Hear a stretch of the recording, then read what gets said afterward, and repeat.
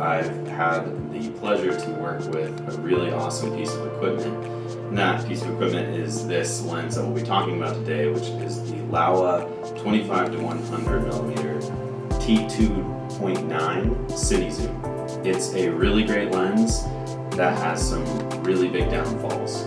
So let's get into it.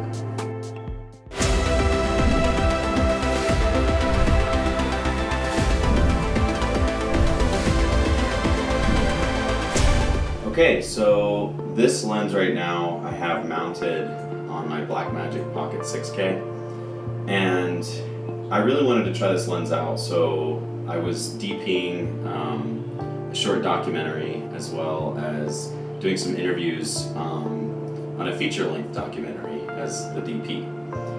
And we knew we needed a cinema zoom lens. We just didn't have all the crew we needed to be switching primes all the time, and it's docked, so kind of run a gun. I just needed a zoom, but I need something fast too. So we chose this lens and we rented it for both, and I fell in love with this lens. It has an amazing image quality.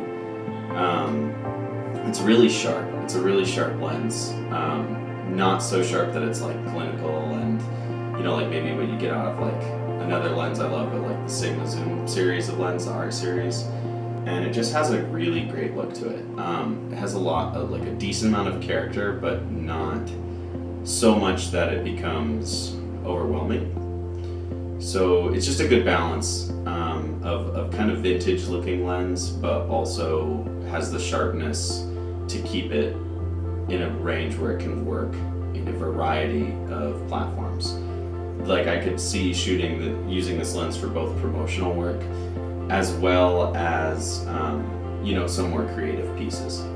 For the technical specs of this lens, it is Super 35, so it's Super 35 image circle. So it'll cover APS-C cameras, Super 35 cameras like the Komodo or the Blackmagic Pocket 6K, but it won't cover full frame cameras. So just keep that in mind.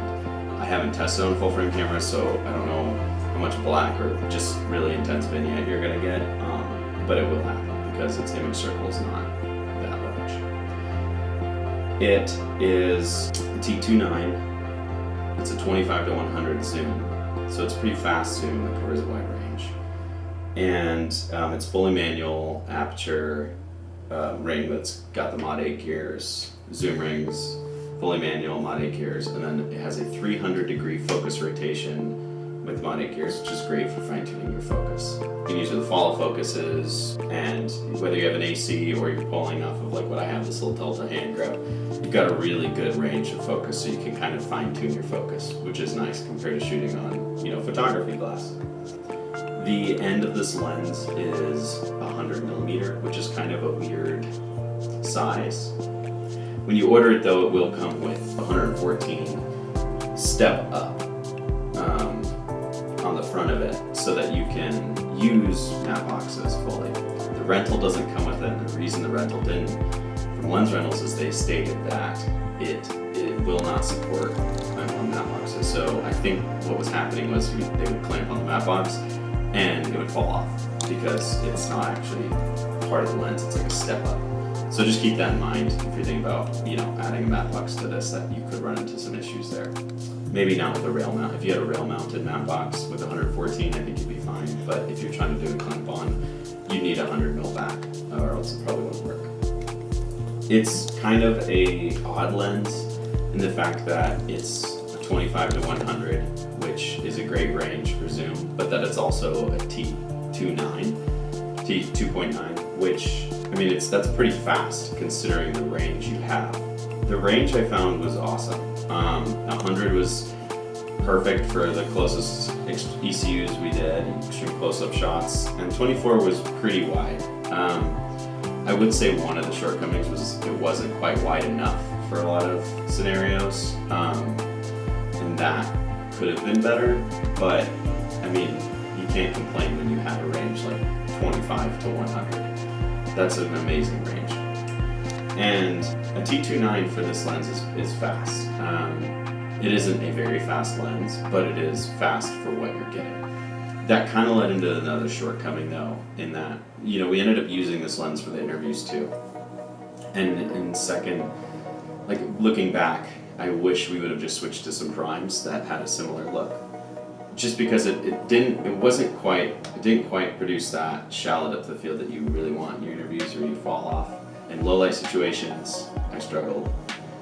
And there was times where I just wish the background was a little softer than it was, if the subject during B-roll sequences was a little closer to something than,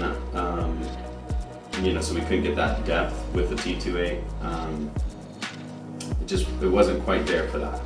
Sun flares out of this lens are awesome. That's completely subjective. Everybody likes flares different, but I thought the flaring characteristics of this lens were beautiful. It has a couple green little planets, but nothing overwhelming because there's a lot of glass elements in here, so it's a given. Another great thing about this lens, which I didn't get to explore because we were renting an EF version, is that when you buy it, it comes with the PL mount as well and some shims so that you can attach the PL mount it to your camera, whether it be PL or EF, and then the shims are included so that you can make sure the lens stays parfocal. Another great plus of this lens, unlike photography zooms, is that it's parfocal. So if you are in focus on your subject at 25 millimeters, so you zoom into a 50 mil, it'll stay in focus. Unlike on most photography lenses, if you zoom in, you're going to lose focus, you're going to have to refocus, you're going to be focusing while you zoom. This will maintain focus. In documentary setting, you might only have a few seconds to switch to the actual composition that you want. I utilized the parfocal abilities of this a lot, and it was amazing. Another shortcoming, this lens is big. It is 5.5 pounds. It's very long. You're gonna need a lens support. I cannot tell you to mount this on your camera without a lens support. You will probably rip your lens mount off your camera. It is a very heavy lens, 5.5 pounds. And it shows. You would not want to be doing handheld with this lens all day. I'll bet I did, and then I bought an easy rig because I did.